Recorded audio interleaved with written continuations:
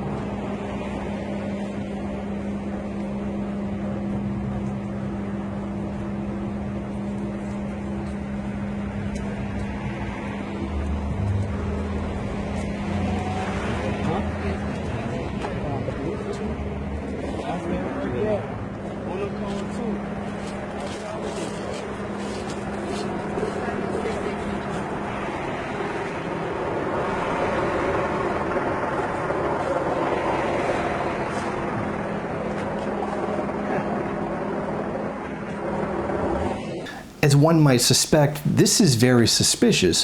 Why is a police officer in the front seat of a car that has a white supremacist counter-protester in it?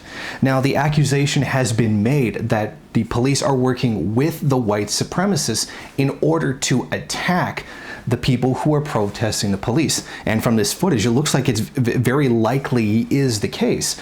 And at moments like this, we're tempted to think of how supposedly we're supposed to believe the system is not inherently white supremacist. It's just people who are racist, not the system. Well, that's a pretty good manifestation of it right there. Of course, it tends to be more of a liberal position that it's just a couple of bad apple cops and not something systemic, throughout. But I think that footage is a pretty good indication that the police are, at least in Minneapolis, are certainly in league with white supremacists to attack people who are protesting the police for the violence that they carry out.